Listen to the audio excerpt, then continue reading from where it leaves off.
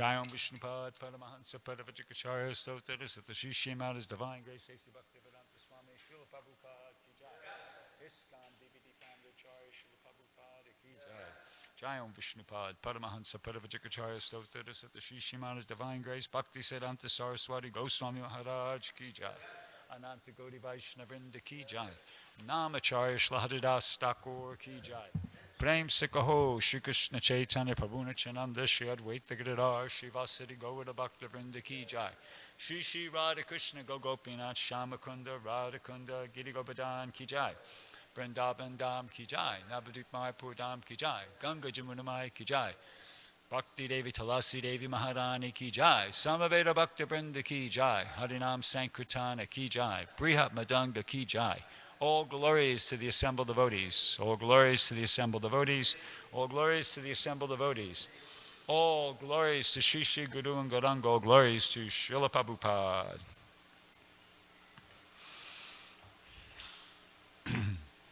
Om Namo Bhagavate Vasudevaya.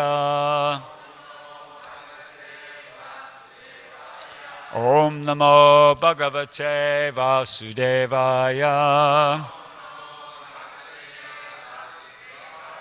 Om Namo Bhagavate Vasudevaya. So we're reading from Srimad Bhagavatam, 3rd Canto, 5th Chapter, Text 42.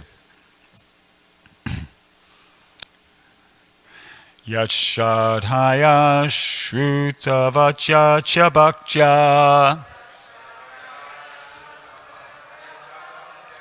Yachadhaya Shrutavachya Chabakya Samrijyamane Hridaye Vadhaya Samrijyamane Hridaye Vadaya Jnanena Vairagya Balena Dira Jnanena Vairagya Balena Dira Vrajema Tatain Grihi Saroja Pitam Vrajema Taten Grihi Saroja Pitam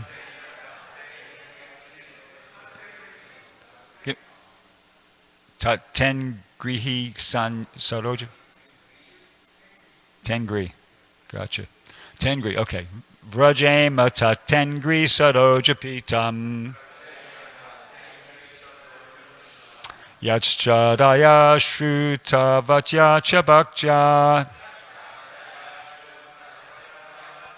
Samrijyamane Hridaye Vadaya Jnanena Vairagya Balena Dira Vrajema Taten Grihi Saroja Pitam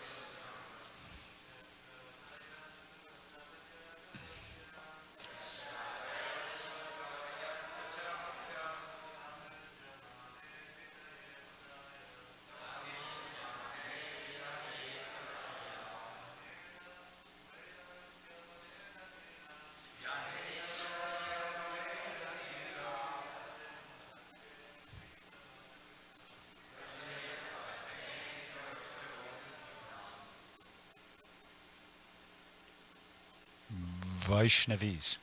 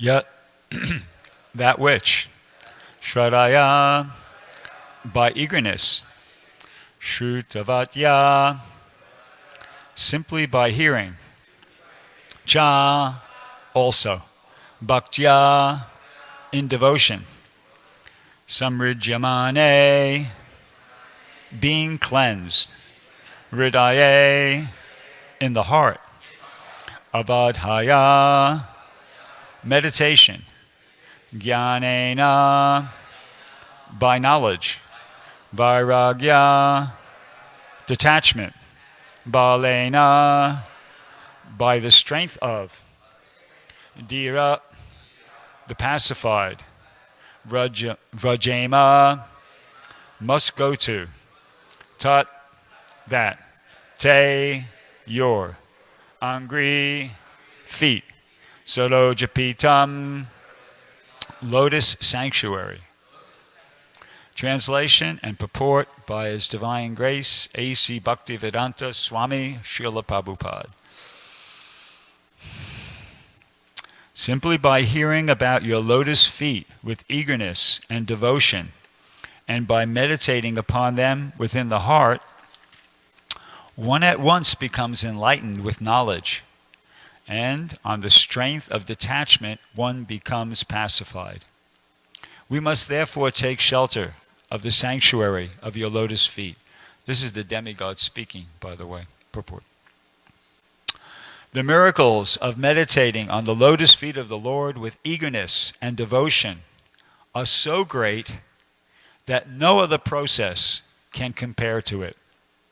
The minds of materialistic persons are so disturbed that it is almost impossible for them to search after the supreme truth by personal regulative endeavors. But even such materialistic men, with a little eagerness for hearing about the transcendental name, fame, qualities, etc., can surpass all other methods of attaining knowledge and detachment. The conditioned soul is attached to the bodily conception of the self. Therefore, he is in ignorance. Period. Culture of self-knowledge can bring about detachment from material affection, and without such detachment, there is no meaning to knowledge. The most stubborn attachment for material enjoyment is sex life. One who is attracted to sex life is to be understood as devoid of knowledge. Knowledge must be followed by detachment. That is the way of self-realization. These two essentials for self-realization, knowledge and detachment, become manifest very quickly if one performs devotional service to the lotus feet of the Lord. The word dhira is very significant in this connection. A person who is not disturbed, even in the presence of cause of disturbance, is called dhira. Sri Yamunacharya says, "Since my heart has been overwhelmed by the devotional service of Lord Krishna, I cannot even think of sex life. And if thoughts of sex come upon me, I at once feel disgust." End quote. A devotee of the Lord becomes an elevated dhira by the simple process of meditating in eagerness on the lotus feet of the Lord. Devotional service entails being initiated by a bona fide spiritual master and following his instructions in regard to hearing about the Lord. Such a bona fide spiritual master is accepted by regularly hearing from him about the Lord. The improvement in knowledge and detachment can be perceived by devotees as an actual experience. Lord Sri Chaitanya Mahaprabhu strongly recommended this process of hearing from a bona fide devotee, and by following this process, one can achieve the highest result, conquering all other methods. Om Agyanatimadam Dasya Jananjana Shalakaya Chakshuru Unmilitam Yena Tasmai Shri Gurave Namaha Sri Chaitanya Manobhishtam Stapitam Yena Bhutale Swayam Rupakadamayam Dadapti Swapadantikam. So the demigods here in the translation is saying that simply by hearing about the lotus feet of the Lord with eagerness and devotion, and by meditating upon them within the heart, one at once becomes enlightened with knowledge, and on the strength of the detachment, one becomes pacified. And the conclusion is, we must therefore take shelter of the sanctuary of your lotus feet. And Prabhupada in his purport just amplifies, basically, elaborates upon what the demigods are saying here in their, in their statement. How if one, accepts this knowledge and takes initiation from a bona fide spiritual master, practices it, then one will achieve the highest result, conquering all of the methods. Anyway, this is all true. This is all true. I know this is a big statement here, it's basically the demigods are saying, and Prabhupada's saying in his purport, that just by hearing with eagerness and devotion, one becomes enlightened with knowledge, and etc. So, there might be a tendency to, when you hear these kind of statements, to think this is hyperbole. Hyperbole means exaggeration. Prabhupada uses the word in the Nectar Devotion, overestimation. And it can seem like that sometimes, but to be honest with you, I don't know if it has anything to do with the fact that I was giving class this morning, but just this morning, twice, I actually experienced exactly what is being said here in this translation in the purport. The first time I was before Mangalarti. I was here at about 10 past 4 or something like that, and I was chanting, and I was just pushing away, just chanting. I was with what is the phrase Prabhupada used? Personal, regular, just endeavor. I was just chanting and just feeling like an ordinary person. And that went on till about 4:31. The conch blew, the doors open, and I was expecting my experience to basically stay the same, which was just that, okay, I'm here, and this is what Prabhupada told me to do. I got to do it, whether I like it or not, whether I feel happy or not. I'm doing it. Determination. And then, within about a minute of the doors opening, it was like somebody turned on the electricity. And I started feeling, the experience went from one of sort of stressfully just pushing out the mantras and, started experiencing a mild pleasure. And the pleasure was coming from the sound vibration. The sound vibration was the source of the pleasure. So I just thought, okay, Hare Krishna. I'm not going to argue. They say, don't look a gift horse in the mouth, right? So I said, I'm not going to argue. So I just stood there and I was chanting, and I was just, for the rest of the Mangal Arati, just enjoyed the taste for chanting Hare Krishna. And then it just sort of faded away. I can't remember exactly at what point. I wasn't experiencing it anymore, but actually it might have lasted till around, the end of that first part, the 10 offenses. Then I went outside to chant, and it was back to the old thing again. I was just chanting. I go outside to chant because I feel like I need the fresh air. I know Prabhupada says it's really good to chant in front of Tulsi. There's one purport in the Chaitanya Charitamrita where he says that chanting in front of Tulsi, this process has immense spiritual potency. One should not miss this opportunity. But I don't know, I guess I try to do it sometimes, but sometimes I just feel like I need a bit more fresh air. So I go outside to chant, and I got the fresh air, but to be honest with you, the chanting was flat again. It was just like I was just chanting, and I was just pushing it out. There was nothing, the experience was just one of, okay, I'm doing this, And then I thought, okay, fair enough, at least the holy name is non-different from Krishna, and I'm associating with Krishna, I'm getting purified, it's okay, I don't mind if it's a bit of a struggle. Then 7:15 rolled around, I came back here, and I was expecting, okay, it's gonna be like that, and I was feeling okay, I was feeling, it's okay, I got my class prepared, I got some things to say, everything's gonna be all right. Then the conch blew, the doors open, and then Govinda, same thing, whammo, again. I mean, it wasn't like I, was in ecstasy, or I was seeing the deities dancing or smiling at me or anything like that, No, but definitely, all of a sudden, I was just experiencing a higher taste. And it was, once again, it was like somebody turned on an electric switch or something like that. So, how does that happen? No, if this stuff isn't true, how do you explain that? Well, I got to go with the explanation that the demigods here give. That it's devotional service, and when you engage in devotional service, not all the time, it's up to Krishna, but as I said, it's not hyperbole, it's not exaggeration. The mercy is there. This process is not a bluff.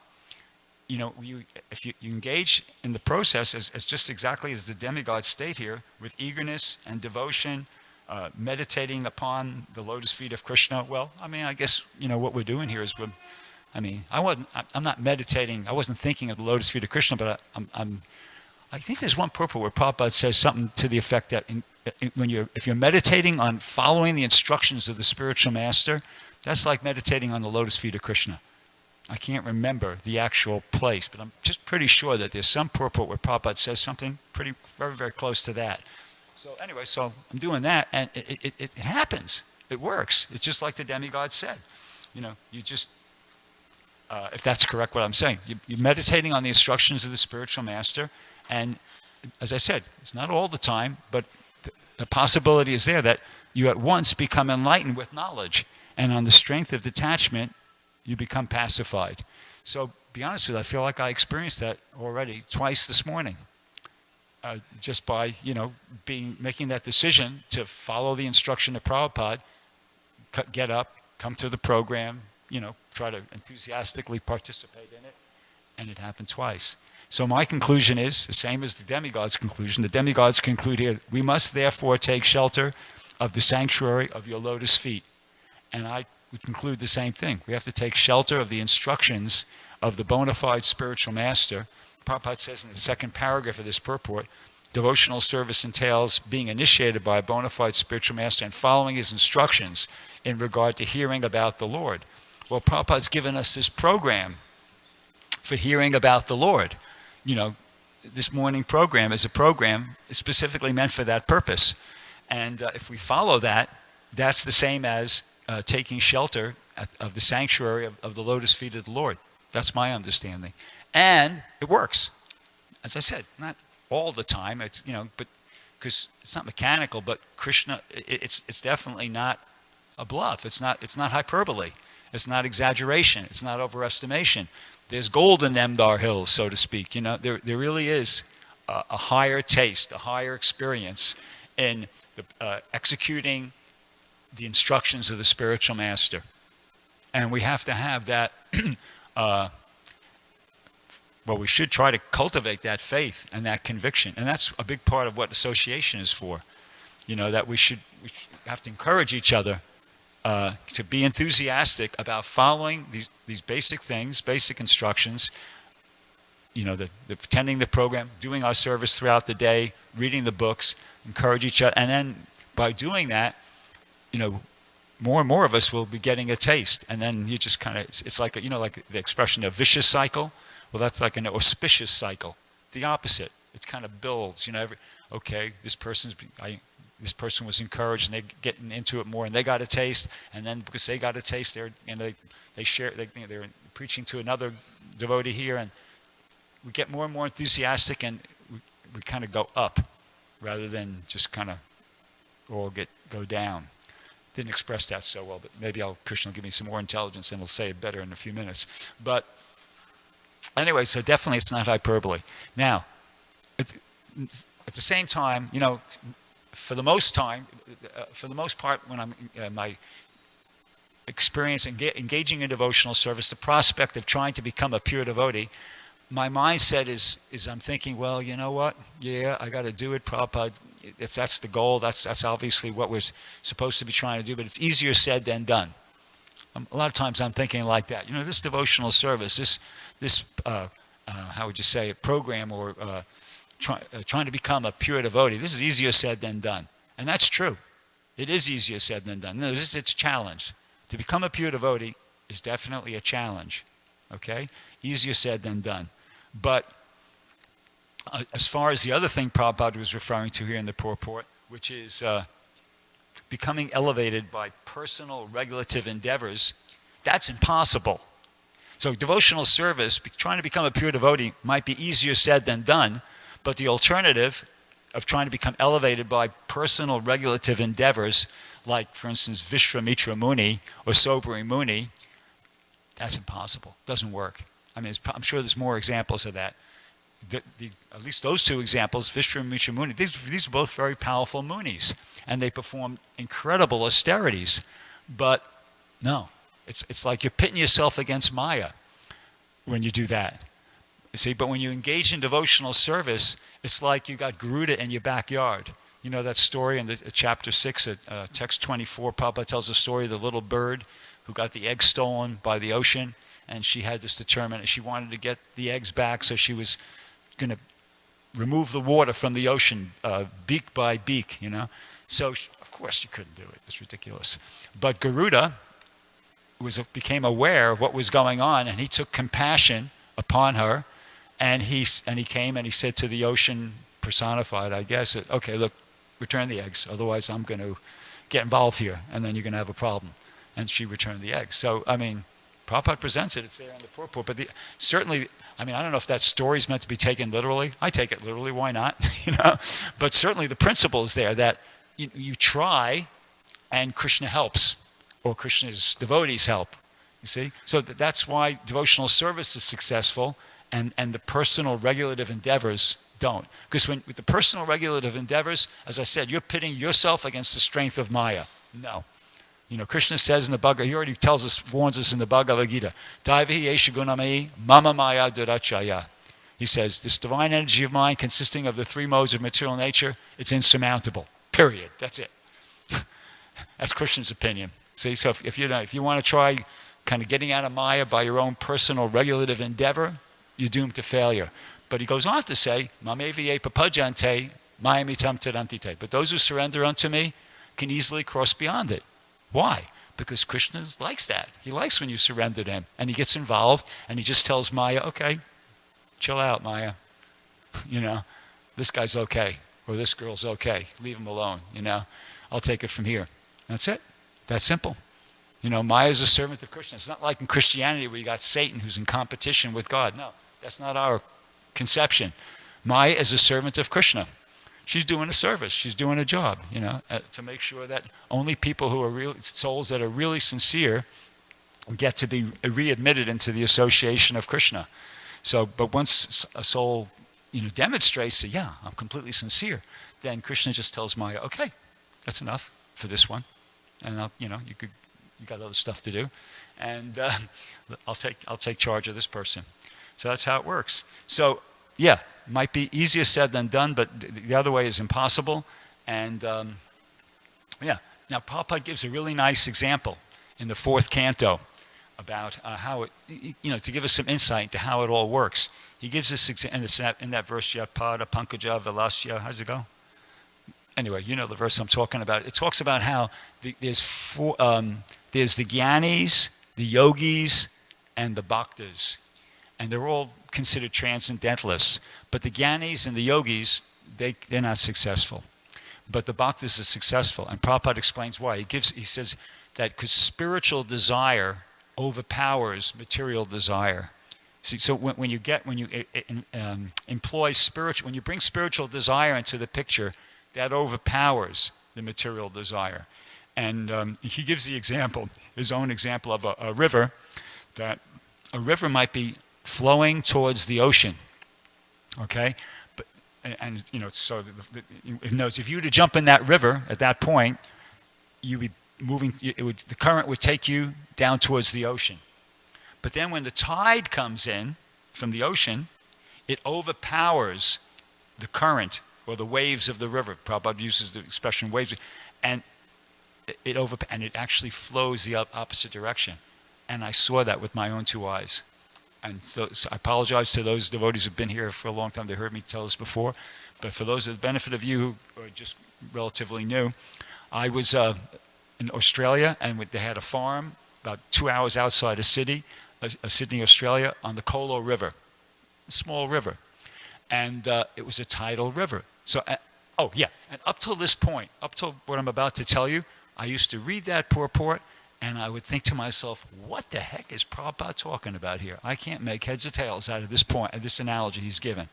Really. I used to read it and go, what? How does that work? But then I saw it. This is the experience, okay? There was the river. It was right through the property. And one morning I was seeing it a lot of times, but I didn't pay much attention. But one day I paid attention. After the morning program, the river was flowing one way. And then I noticed later in the day, like about 4 or 5 o'clock or whatever it was, I looked and I said, wait a second. That river's flowing in the opposite direction. What the heck's going on here? And I didn't know. And I asked the devotees, and they explained to me exactly what Prabhupada said in the purport. Yeah, this is a tidal river. When at this time of the day, it's flowing towards the ocean, and then when the tide from the ocean comes in, the actual direction of the river was reversed, and it was going in the opposite direction. Then I understood the purport. So, and the point is, though, that spiritual desire overpowers material desire. Okay? So, that's there. Now, here's a point. Somebody might say, I might say, you might say, devotees might say, well, wait a second. Okay, yeah, but I'm a devotee, and I don't feel like my material desires are being overpowered by my spiritual desires. So, how is this true? Okay, this is my insight that I'd like to offer to address that doubt. Okay, now, everybody knows what an electrical bike is. Archita, I know, knows what an electrical bike is because I know he's had a lot of them since I've been here in New Dwarka. Now, well, I don't know anywhere near as much as him, but I did do a little research on it last night. So these electric bikes, what they do is they enable you to bicycle, but when you have to go up a hill or something like that, or if you're getting really tired or whatever, you can get what's called an electrical assist. Now, I don't know if this is true of all of them, but probably the better ones, there's 2 types of electrical assists on the electrical bike. There's a throttle assist, and a pedal assist. See? So in other words, now the throttle assist is that you just push a button and there's a knob, and you can, whether you pedal or not, you're getting an electrical assist. At least this is what I read last night. Archie would know better than me because I said he is electric bicycle realized, whereas I'm just an electrical bicycle Gyani here. He's a Vigyani. But anyway, so that's one way you can get the electrical assist. You just turn the knob, and then you just turn it up. You get more of a power. The motor is even going stronger. But the other one is a pedal assist. You see, you have to pedal. When you start pedaling, the motor kicks in, and then you start getting that assist like that from the electrical motor that's there. So what I'd like to suggest is devotional service is like the pedal assist. See, Krishna's there, but and that what we're talking about, the spiritual desire overcoming the material desire, it's there, but you have to pedal. It doesn't happen. It's not going to happen automatically. When you get on the bike and you start pedaling, Krishna sees you pedaling, and then the assist is there, and then you get that, the engine kicks in, and you get that extra energy you need to get up that hill, okay? Whereas, say, like in Christianity, their idea is that they're more like the throttle assist. At least that's, in concept. In other words, you just accept Jesus Christ as your Savior, and you're saved. You don't have to do anything. You're saved by the grace, of Jesus Christ, like that. It's like the throttle. You just push the button, turn the knob, and you're... No, Krishna consciousness, at least my experience and my understanding and my experience, Krishna consciousness is not like that. It could be like that. Krishna could do anything, but generally, you got to try. You got to try. And when you try, Krishna helps.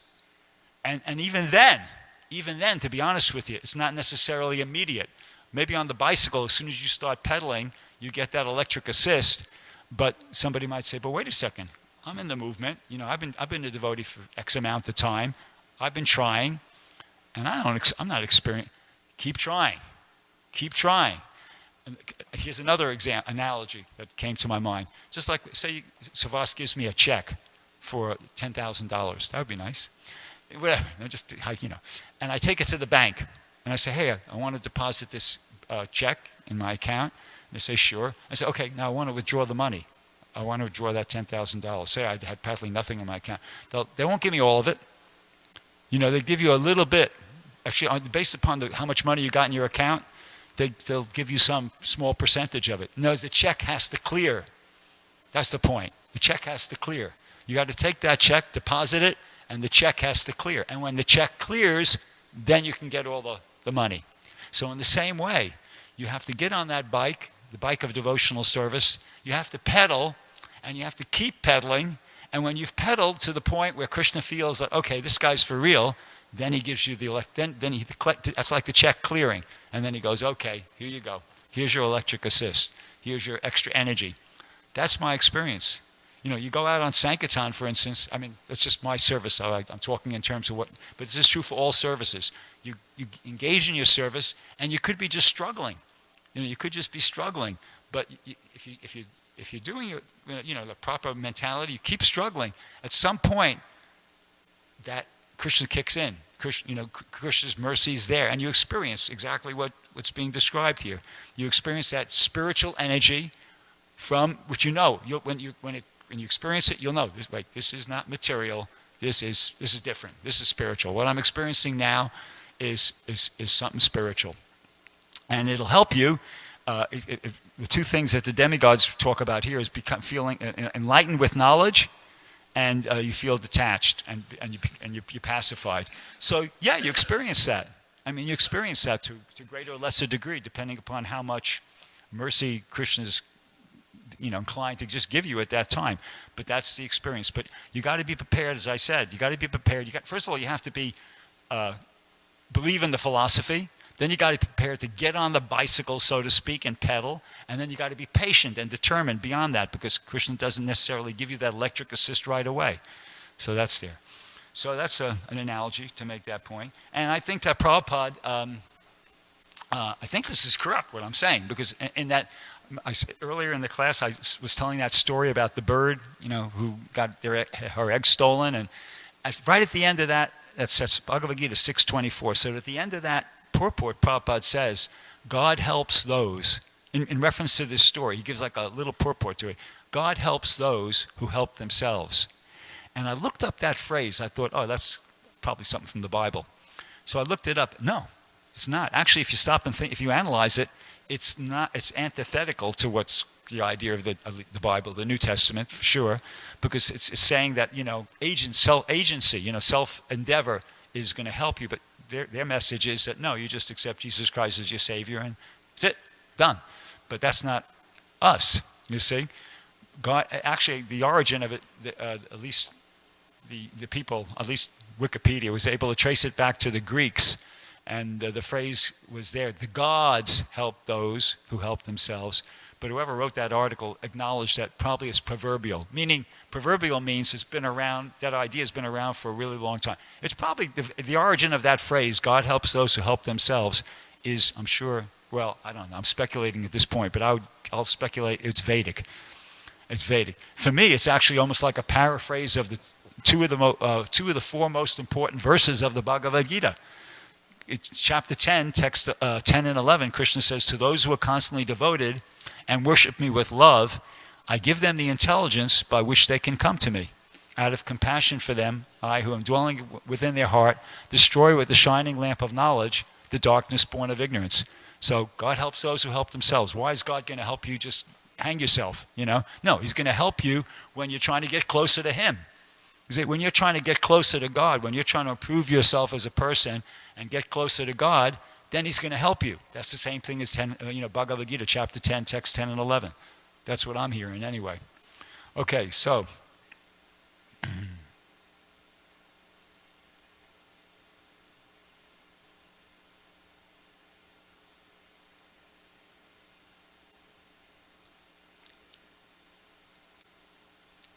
maybe I'll stop there because I lost my train of thought anyway. And I'll ask, are there any questions first? Untitled Prabhu, yeah. It's 8:29, so it's probably a good time to stop. Hare Krishna. Thanks for the nice class.